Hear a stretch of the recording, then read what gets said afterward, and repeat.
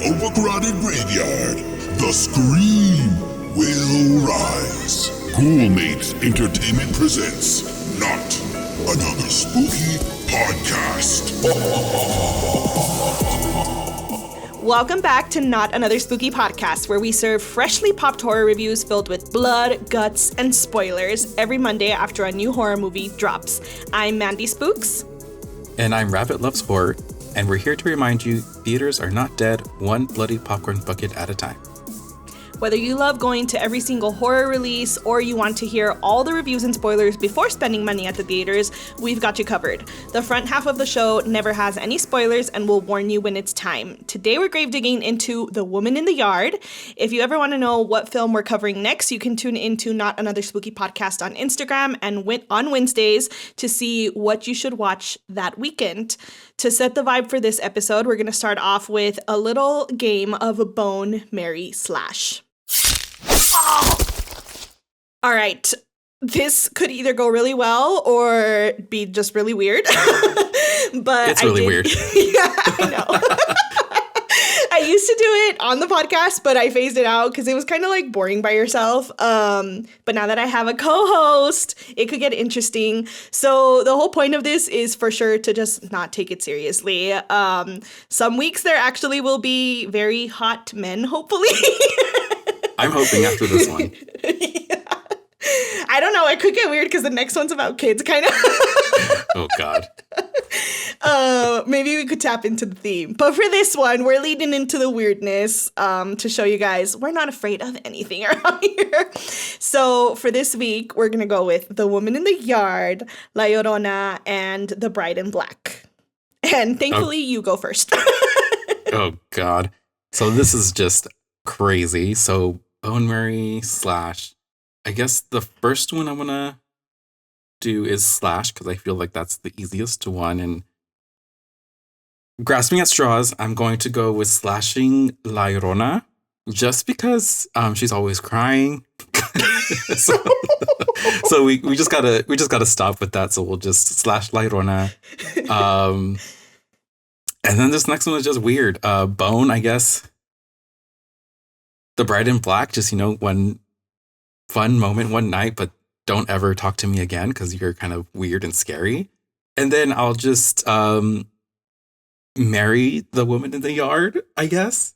I feel like without going into too many spoilers, self-love. So yeah, those are my answers. How about you? Oh my gosh, that's funny. Already we're so different. I would slash the woman in the yard and pray that I never need her, hopefully. And then I would also bone Bride in Black. Kind of scary, but I feel like maybe we could have some fun, like playing dress up maybe. I don't know. But just don't hang around. Like one night is enough, yes. Agreed. And then I could vibe with La Llorona. Like, I don't want kids, so they'll always be safe. Or they won't need to be a problem. And we could just cry all the time together. It'll be fine. I get that. All right, let's get into some haunted housekeeping.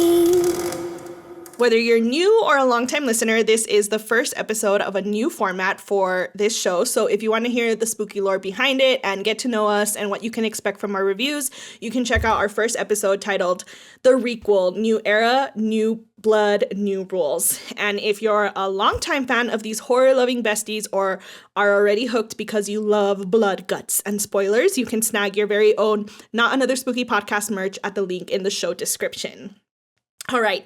Did you Ghosters really think it would be a Ghoulmates production without a good old segment of keeping the spook alive? It's alive.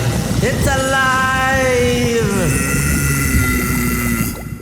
All right, Rabbit, how are you keeping the spook alive? Well, first, I am keeping the spook alive by drinking this Bloody Mary that I have right here. It's kind of to take the edge off because I am an introvert and I don't know what I'm doing here. I'm doing the complete opposite of being an introvert and expressing all my thoughts and talking.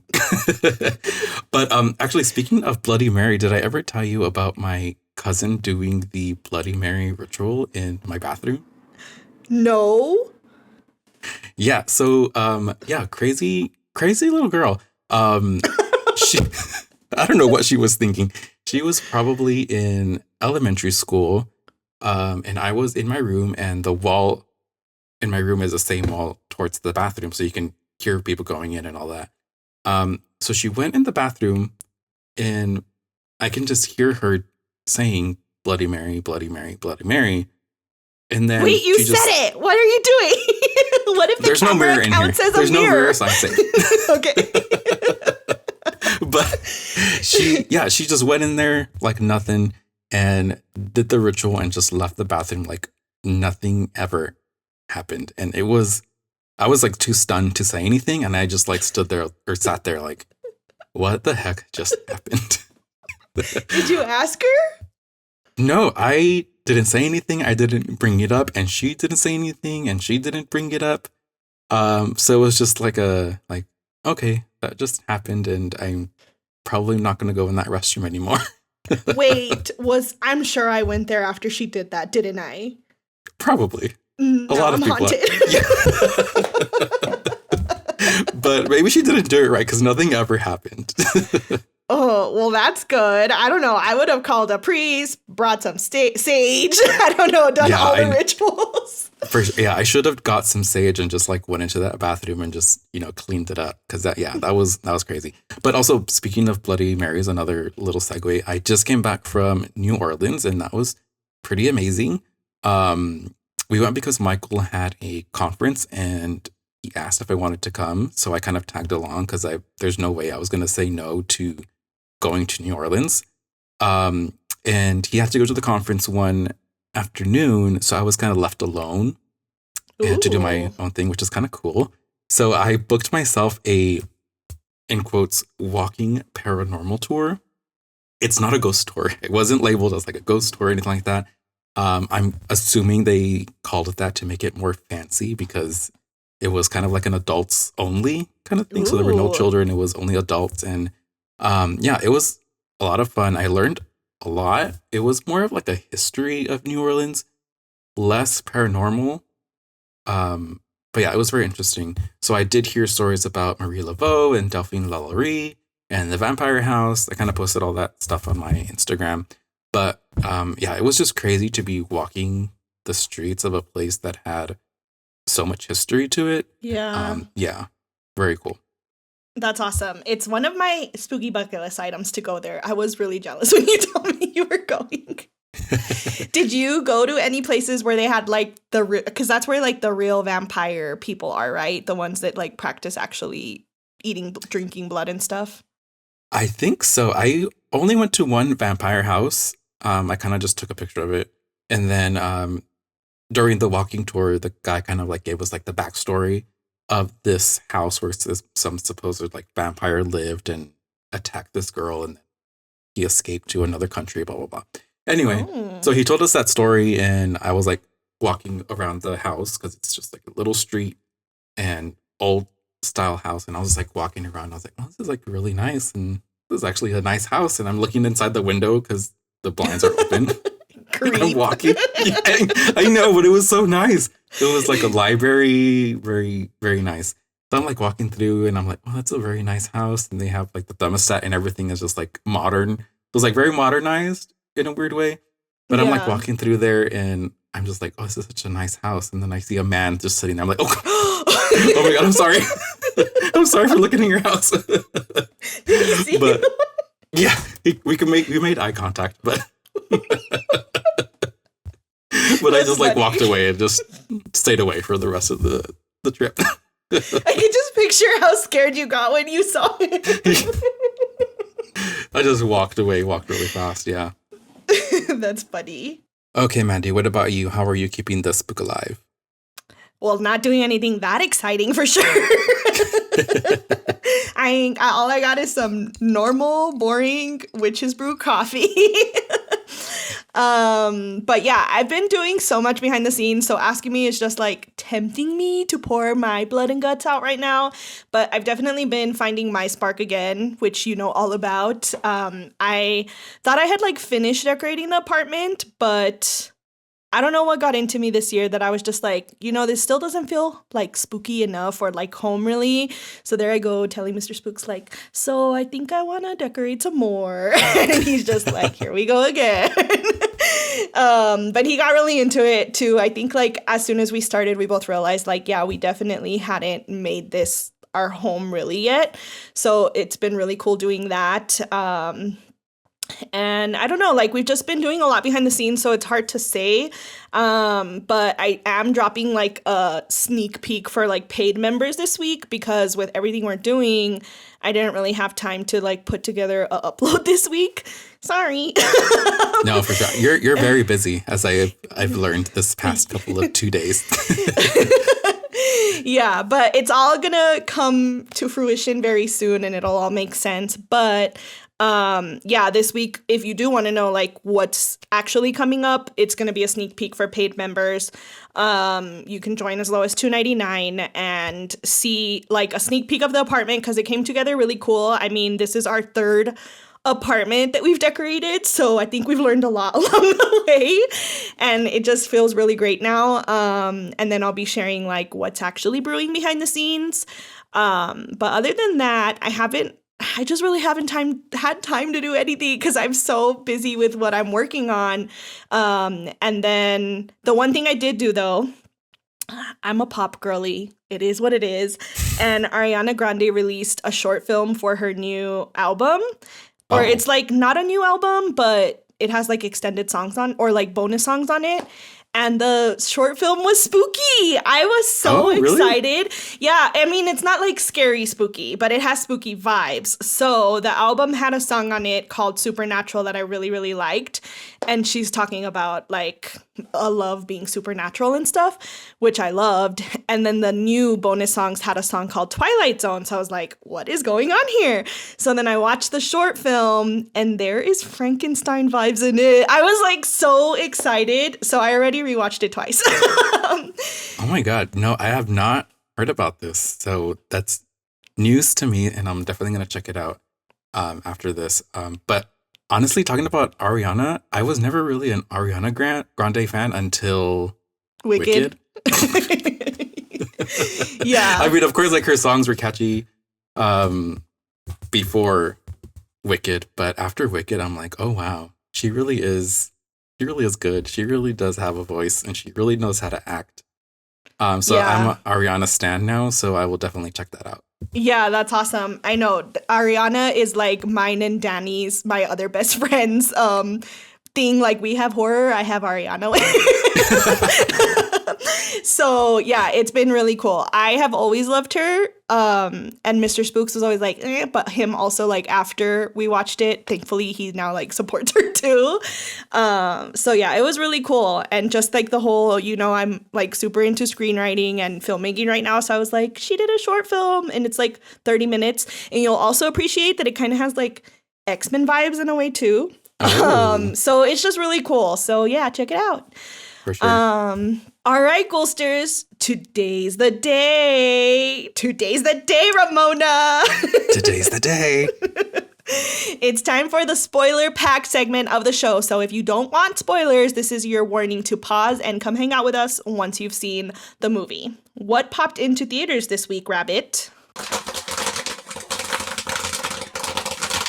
So this week, The Woman in the Yard dropped into theaters, but first, let's do a trigger warning. The following conversation will contain dark themes, including self-harm, so continue at your own discretion.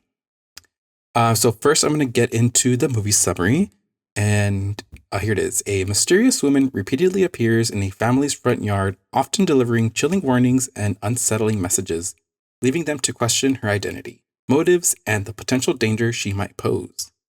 So I know you always do the Rotten Tomato audience rating, and unfortunately that is at a 46%, which is really low, which I feel so sad about because I really liked it, but we'll get to that later. The cast is going to be, so it's directed by Jaume Coyote Serra, who also did Orphan and House of Wax, which I actually like both of those movies. Yeah, and I think you like House of Wax, right? I feel like I love House of Wax. Yeah. So, yeah, I feel like I like it a little bit more because of him. And And then Danielle Deadwyler as Ramona. And then Okwe Okpakwaksili. I hope I said that right. She's from, also starred in The Exorcist, The Believer. Oh, interesting. Is that who plays the woman in the yard? Yes, so that's who plays the woman in the yard, yes. Interesting. I did not know that because I don't watch The Exorcist. Scary. The latest one wasn't that good, so you're not missing anything. All right. So, do you want to start or should I start? I don't know. I say you start. Okay. Well, my first initial thing that I just want to talk about is everyone's opinions on this film are all over the place. Like, people either had a lot of respect for it like us or just completely bashed it, giving it 1 stars and hating on it, which is like the entire motivation to do this podcast, because I'm like, no, listen up. Like, you got to show respect to filmmakers. So that was my first thing. And I saw, because like you saw the movie first and you told me you liked it. And then literally right after that, I log in and I start seeing like the 1-star reviews and the bashing and just like, what the hell is going on here? So I was like, okay, I need to see this film. Okay, this is really the last chance for spoilers. Like, get out now. But yeah, the whole movie, I really, really liked the cinematography. And you had warned me that it was a slow burn a little bit, because, you know, I don't like slow burns. I didn't think it was that much of a slow burn, honestly. Like, it was slow, but there was always something interesting happening, like whether Ramona was being like a mean mom or the kid, like there was just always something interesting happening. And then I got so excited during the scene where like the sun started to come down. Sorry, I'm getting ahead though, because the scene where the kid goes to the Jeep and the first jump scare happens, I was like, yes, I'm so excited, because it finally was like picking up. And then I loved like the cinematography of it all. So cinematography is the lighting, of course, and like I just loved seeing how creative they got with lighting and shadows and how that whole thing worked.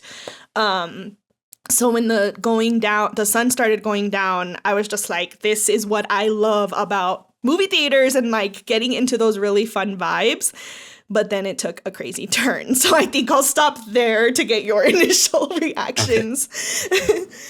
Okay. Same thing as you. I saw the movie and then I started going online to see other people's opinions. Same thing. Either people hated it and giving it 1 star, or they were just very passionate about how it was a bad movie and how it was done not respectfully in a way. But I don't know, I feel like it was the opposite. But yeah, it was mixed reviews, but I actually really liked it. I can agree that it was a little bit slow, and kind of the story took a while to get going, but I think we needed to see the dynamic of the family and kind of like understand what their relationship was during this time. So it was slow, but I feel like it was kind of necessary to establish like that relationship between them. But yeah, I love the cinematography also. The whole the play on shadows was really cool. How she can, use the shadow as an extension of herself to terrorize the family. I thought that was really cool. Yeah, for sure. So I don't know if you want to get into it now, but I really felt like the woman in the yard was kind of like the manifestation of this woman's grief and her survival's guilt, and also just her guilt in general of being like an absent mother. And honestly, all of like the darkness in a person and all of her dark thoughts, and that just kind of manifested into this entity that was in her front yard. Yeah, for sure. I don't know. It's interesting because I just feel like it's funny because this film for me pulls a lot of elements from Nosferatu in a way, which I just realized as we were talking through it, because of the shadows. Like Nosferatu almost like started this trend of like using shadows in cinematography and stuff, which is cool. But also Nosferatu is also a lot about like women and shame. And this one too is like really stems from like the shame and guilt she feels about being selfish and wanting more for herself, but also knowing she has children to take care of. And it was funny because as the movie started, I was really like upset. I was like, why are you being such a bad mom right now? Like, I was so mad and annoyed with her. I was like, I get it. Like, losing your husband's the worst thing in the world, but like, these kids need you. And like, seeing the teen son like stepping up and stuff, I was like just getting so angry. And then by the end, I felt so guilty for being angry at her. So that's. Go ahead. For sure. Yeah.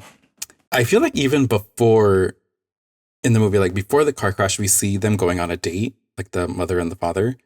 And she had already seemed like she was checked out. Like she did not seem happy with her life. Yeah. Like she was just not cool with everything that was going on. So I'm speculating that she didn't maybe even want this kind of life. Like she didn't want kids. She didn't want this house. So I'm feeling like maybe she felt like pressure from like society, like, oh, you have to get married, you have to have kids, you have to be a housewife. And I feel like she kind of put all of her own dreams aside, from like being a painter and, you know, exploring that, and just to make everyone else happy. So I feel like she was already in a dark place where she was not happy. And then this just like piled on top of it. And she just lost it. Yeah, for sure. And it's interesting because like you mentioned that all those emotions manifested into an entity. But I also was just like, at some points, I don't know if you caught, the son says that she's like on crazy pills or something like that. And then I'm like, is she the one imagining all these things? Because there's parts where like you see her like stab the daughter, but then it didn't really happen. And then I'm just like, was there ever a woman in the yard? Like, is this all playing out in her head? Like, there's a lot of room left for like interpretation. For sure. And then I was also like, or does the woman in the yard represent the Grim Reaper that's like coming for her because she's been asking for it, you know? So it's just really interesting how many different ways it could be interpreted. Yeah, I think it could be interpreted in however you want it to be. I actually like that you brought up the scene where she was killing her child, you know, stabbing her. Because I feel like that wasn't the woman in the yard giving her that vision. I feel like that was her maybe thoughts. Like one of her dark thoughts coming true. Which is the next point I was getting into, was like having the play on mirrors, where, I guess a mirror you can interpret it as like a different dimension, but it's also a reflection of yourself. So I feel like she was looking at the mirror, thinking it was like an alternate reality or something dark happening.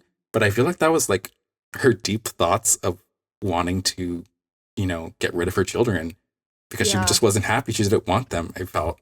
So that was a interesting thing to see for sure. Yeah, and I almost feel like it's interesting because like I don't have kids, so I cannot speak for mothers. But I'm also like, how many of them actually have those thoughts? Like, I could imagine, like, you get so frustrated with, like, coworkers or even your husband or, like, real people in your life. So I'm like, I'm sure it's normal for you to, like, get so frustrated with your kid. Like, when she's just like, how many times do I have to tell you it's to the right? Like, when she loses it, I'm like, that's so mean, but also so relatable. Yeah, I couldn't imagine having kids. Like, I can't bear children, and I probably will never have children. Yeah. But I can't imagine having that patience to deal with another human being. Yeah. That I'm responsible for. Like you said, at work, I can just leave work and escape. Yeah. But once you get home, you do have to deal with your family members, you have to deal with your children. And it's a lot of pressure for a person. Yeah. And I know, like, I mean, the kids were a little older, but I know, like, women go through postpartum too. Like, it's just a lot. Mm-hmm. So for me, it was just like, it was hard because, like, you understand where she's coming from, but then society also teaches you, like, it's wrong for women not to have kids and stuff. So it's just like, we can't win because people have opinions about me not having kids. But then if I had them, I wouldn't be happy like this girl, you know? So it's just like a constant struggle for women to, like, do what's right and keep themselves happy, which I do want to add that I was a little disappointed that this film is woman's story, and it was directed and written by a male, two different males. And that was the case with Nosferatu as well, and Poor Things. So I'm just like, I love that women are getting their moment on the big screen and that their stories are being told. But for me, it's just been a really big motivator in my screenwriting journey to be a woman telling those stories in horror, because I'm just like, we couldn't get a girl to write this or help direct it. I don't know. It's just becoming more and more obvious to me. No, see, this film is so good that it's inspiring people to make their own stories. But yeah, just like, I guess if we want to go into the next thing, is just like everything leading up to that, the final scene was so good. One part that really stuck out to me was the part when she was sitting on the bed and the woman was kind of showing her kids' futures through photos. I don't know if you remember that. Yeah. That was, I think I have a darker interpretation about that. Oh, okay. So I feel like, yes, the woman in the yard was like showing her, oh, this is how your children are going to end up. They're going to end up happy and they're going to be successful and blah, blah, blah. Mm-hmm. But I kind of think it was not that.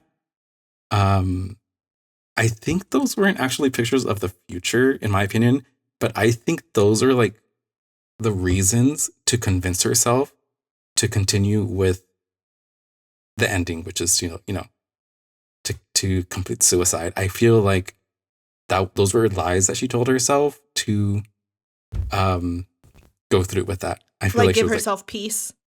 Yeah, I feel like it was, you know, my kids will be better without me. I won't be that absent mother. I won't be this burden on their life. So I don't think it was the future. I feel like it was just what she was trying to convince herself. Yeah. Well, I mean, and it's interesting because, like, yes, I see that, but I also see it as, like, if she does, I mean, this is a mean thought. It's, like, so hard to talk about this topic, but I also see it as if she were to stay around, they won't have a good future because, like, I mean, look at the teenage boy having to take care of the little girl. Like, being around is only also going to hurt them if she can't be a better mother. So it's kind of like a balance between the two of, like, it is a little more realistic if she can't get better, but also at the same time, like, every kid needs their mom. So it's like, I don't know, it's hard to balance those thoughts.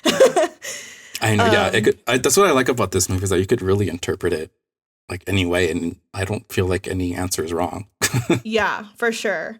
So I think we obviously have to talk about the ending, and there's like, I guess, like, there's two parts to the ending. The reveal that it's not this, like, ghost or demon or anything, and then also the actual ending after that. Do you want me to start or do you want to go? No, you go ahead. Okay, so obviously it's like all fun vibes, it's spooky until you realize that the woman in the yard is actually coming because she's been praying every morning that she could die. So that's like a really shocking reveal. I was like, I did not see that coming. Like, the whole movie I kept thinking, like, it's related to, like, her somehow, like, either she is the woman in the yard or something, but I never put together that it was about suicide. Like, not once did I think that. And then when it happened, it was just like, I started getting so emotional when she was, like, sending the kids off and you're seeing the pictures, like you said, and I got so, like, teary-eyed. I even, like, sniffled in the theater when she's saying bye to the kids. But then it got so intense that I, like, forgot how sad or like, emotional I was during the scene where the woman in the yard is, like, holding the gun, because it was just, like, so hard to watch. And then I was also really nervous, like, how are they going to execute this scene? Like, this was not what anyone signed up for with this film. Like, the marketing of it was so off. Yeah, no, I definitely agree. I definitely think, we should definitely, I also want to talk about how the ending is like two parts. So definitely I was also taken aback by, you know, the wish or the thing that she had been wanting was to end her own life. Mm-hmm. Because the way I thought of it, it was like La Llorona. I thought she wanted her kids to be taken away. Like, that's what I kind of like assumed. Oh, interesting. Was like, she didn't want her kids. She was hoping that they would just go away too and she could just be alone. So yeah, definitely left turn. I was like, wait, what? Definitely smacked me in the face with that reveal, because that kind of whole scene just really got to me. Definitely, like you said, when she's saying like, "Oh, can I say bye to my children one more time?" And she kind of like escorts them out of the house to have her privacy. Yeah, I was already in tears at that moment. Yeah. And just everything else, I do. Sorry. The only thing I wanted to add was I found it so weird that she didn't like hug them or say I love you or anything. Yeah, I was like, I was like, get out. What the heck? This is really weird. Yeah, but maybe maybe she wasn't thinking straight. She was like, just get out of here. I need my space. Yeah. So I guess that makes sense. But yeah, that scene was very tough. It was like I was gonna say before, I'm a crier in movies. For some reason, I get really attached to characters. Yes. So I cry really easily in movies. So this one definitely had me in tears when she was saying her goodbyes. And then, of course, when, she goes to the attic and she grabs the gun, I was just like holding back, like hysterical crying. Oh, man. So you did want to cry with that scene? Because for me, it was like so uncomfortable. I wasn't like sad anymore. No. Yeah. For me, I was very uncomfortable watching her struggle with the gun. And yeah, it was just uncomfortable, but also I was like sad. Like, please don't do this. Like, girl, you can get through this. Just hold on. You can get through it. Yeah. But obviously, she couldn't. And I kind of like respect that movie because of that. Because it was like, yeah, we could give you a happy ending, but also this is real reality for some people. Yeah. Yeah, this is really real for some people. So, yeah. All right, so I guess this is part 2 of the ending then. So it's interesting because both of our partners didn't understand the ending the way we did. So at the very end, it looks like she actually does survive because you see her with the kids and going into the farmhouse. But you can clearly tell that the farmhouse is like nicely renovated now, like it's complete. And then it ends with the R backwards. So it's funny because like Mr. Spooks didn't put it together, and I think you said Michael didn't either, that like it wasn't real at the end. Mm-hmm. Yeah, so on the drive home, we were kind of like talking about it, and Michael kind of was like, "Oh, well, I'm glad it kind of ended kind of happy because that was a really rough movie." And I was like, "That was not a happy ending." And he was like, "What?" I'm like, "That wasn't." Well, the way I interpreted it was that wasn't real. That was an alternate reality because the name of the farm magically appears. Like she finally named the yard, the farm. Yeah. The lights are all on. The house is finished, and she created a piece of art. Like that wouldn't happen in just a couple of hours of struggling in the attic. Yeah. And then it was kind of confirmed with when they zoom in to the art piece, and it has her name backwards, which is like a play on the mirror. Like this is not real. This is an alternate reality where she could have pulled through, but unfortunately she didn't.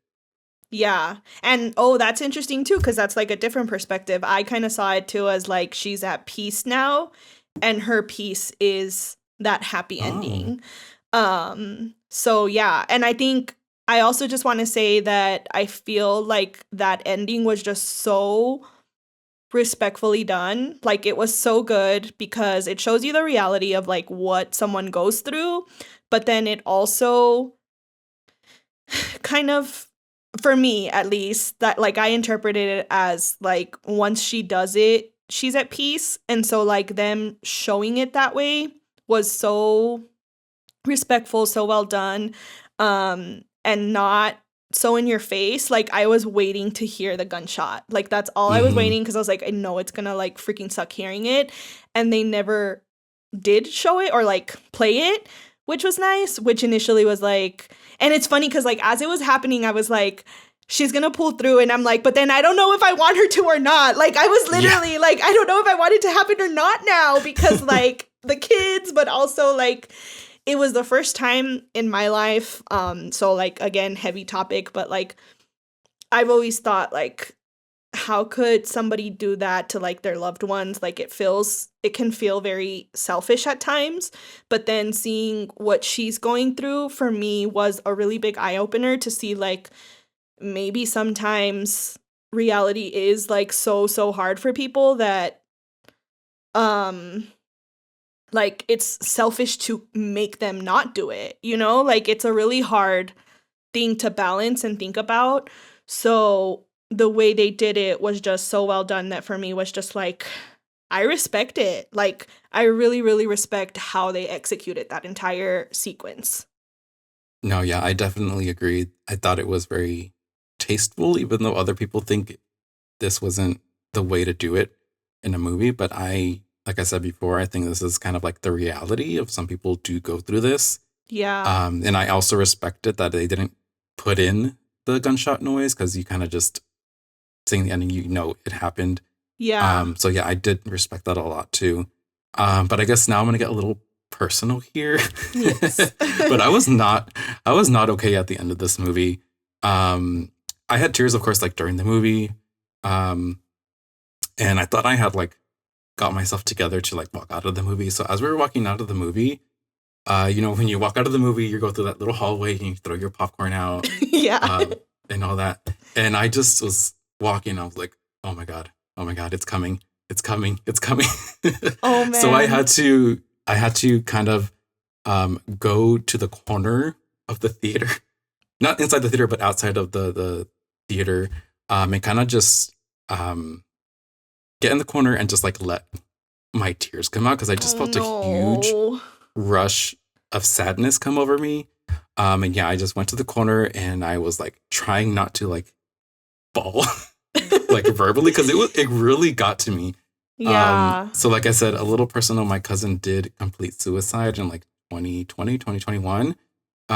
We were close when we were younger, but as you grow older, you kind of lose contact. You just grow apart. But that scene with the gun where she was like struggling with the woman where it looked like she didn't want to do it, but at the same time she did want to do it. Yeah. It just gave me like an insight of what they were probably going through at that time. Mm-hmm. So it definitely like pulled back all of those feelings again. And just, it just got to me. So I can definitely see why people were saying this movie needed a trigger warning because yes, for sure. I think I'm pretty strong mentally and I can handle like this kind of topics. And even if this movie did have a trigger warning, I think I still would have responded the same way. Yeah. But I don't know. I guess it's another controversial topic is like, do horror movies need a trigger warning? Yes. And will that be a spoiler? I don't know. But I don't know. What do you think about trigger warnings? For sure. I feel the same thing because I'm just like, I get it. Like, thankfully, you were in a space where, yes, you cried a lot, but you weren't, like, it didn't, I feel like some people may not have been in the same space you were and would have not have handled it the way you did. But it's interesting because this is actually something I've been learning a lot with filmmaking because, like, Longlegs is a really great example of marketing things differently than they actually are. So throughout history, like there's always been a lot of like, well, this movie wasn't what I thought it was. But from a studio perspective, their goal is kind of like with YouTube, like do whatever you need to get the person to watch the film or get the click on that YouTube thumbnail. So it was the first time I ever thought of movies that way, where I was just like, oh, that's what the movie studios are thinking is their marketing. Like, it doesn't matter how I frame this as long as it's exciting enough to get people in the theaters. And that happened with Longlegs, where like they marketed it as this like scariest film ever and stuff. And then you watch it. Sorry, spoiler alert for Longlegs. And then like halfway through the movie, you're like, oh, it's a religious horror thing. Like this is, sorry, I know you liked it. But for me, I don't like religious horror. And I was like, this is dumb. I wish it was different. Like this is not what I signed up for. And that's kind of what they did with Woman in the Yard, especially because it was a Blumhouse film. Like, I am a Blumhouse girl. And I was like, this is not what I signed up for, Blumhouse. No, for sure. Yeah, I feel like Blumhouse was like, you know what? We want to tap into this psychological horror too. We want to be like an A24. So I feel like this was like their first little dip into this type of horror. Yeah. And I don't think people liked it, but I will stand by my word, and I did enjoy this movie. Yeah, no, and I did too. And I think that what you're saying would have been a good campaign to like market it as like the first psychological horror of Blumhouse and stuff. I don't know, it's just funny to me because like I am a stan for Blumhouse from like a filmmaking, but also a marketing perspective. Like Jason Blum to me is like the secret king of marketing in my eyes. I live for him. Like I love everything he's done. And I'm just like, how did you miss this opportunity to position this the way you could have while not giving spoilers? Because there's so many people who love A24, not my cup of tea, which is why I lean Blumhouse, but they could have really expanded their audience and set expectations correctly. That I think would have set the film up for more success, because I think those people who are pissed off about it were expecting a Blumhouse film and then they got an A24 film. So that's, I don't know, it's interesting. But I will say I'm a Blumhouse girl till death, but I'm also like, hit a girl up if you want a story told by a female. For sure. No, now I'm just like interested. Like, okay, if Blumhouse went in this direction with this movie, like, what's next? You know? Yes. Yeah. So but I mean, it's interesting because I have a feeling now that they got the reception they did, they might not go in that direction. I don't know. Sometimes it's just like your audience loves you for what you are, and you gotta stick to it. But as a creator, I have also learned sometimes you just really want to do something different, and your audience is like, "That's not why I'm here for you." No, I get that. But I'm all for taking chances and, just going for something random. So, I don't know. We'll see what happens. All right. Any last thoughts before we get into our final review? No, let's get into it. All right. It's time for It's Freaking Bats.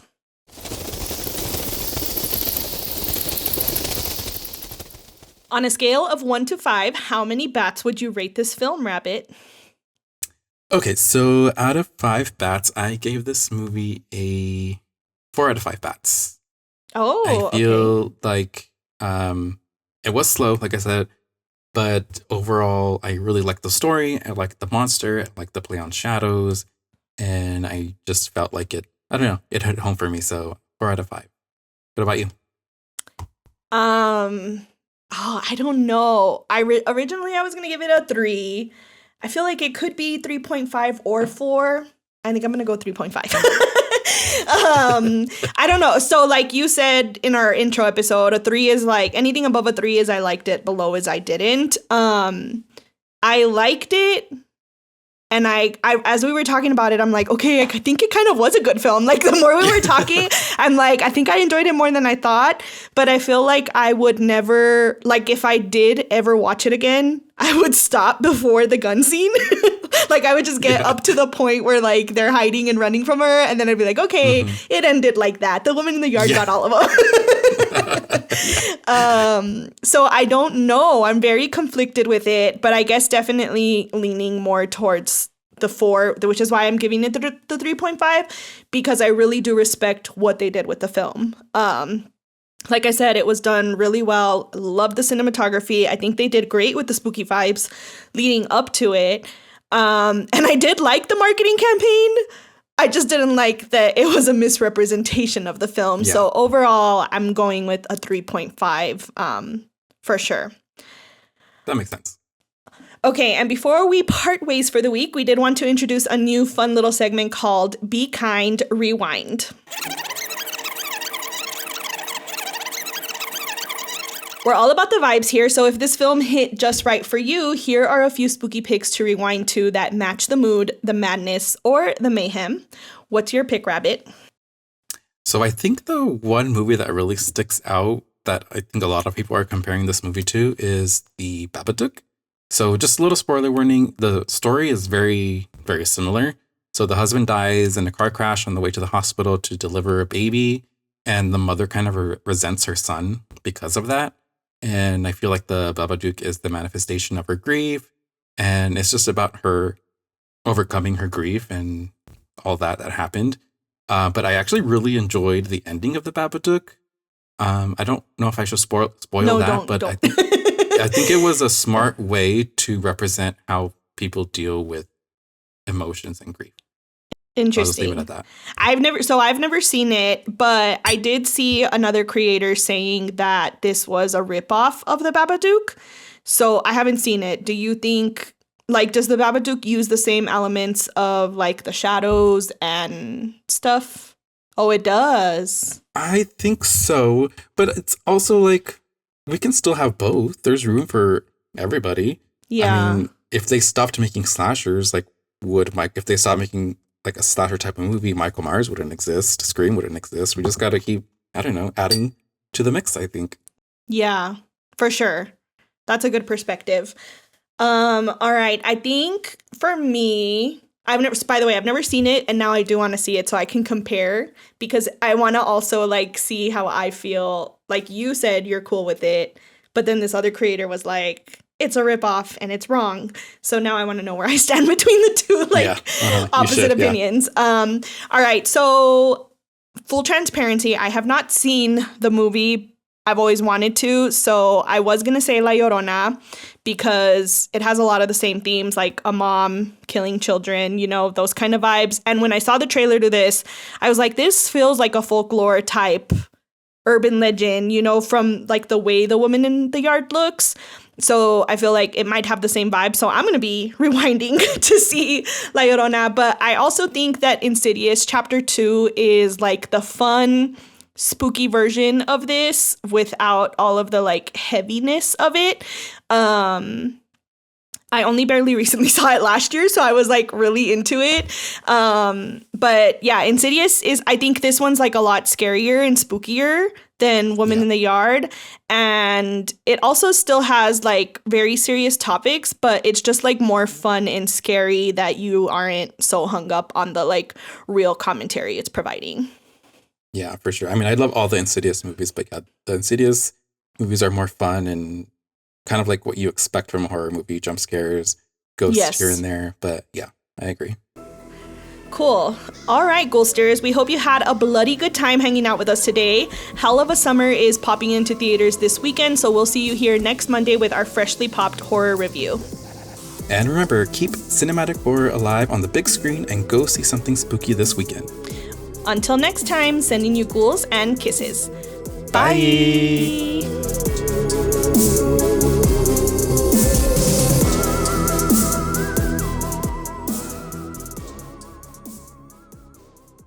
Ha ha ha ha ha ha ha.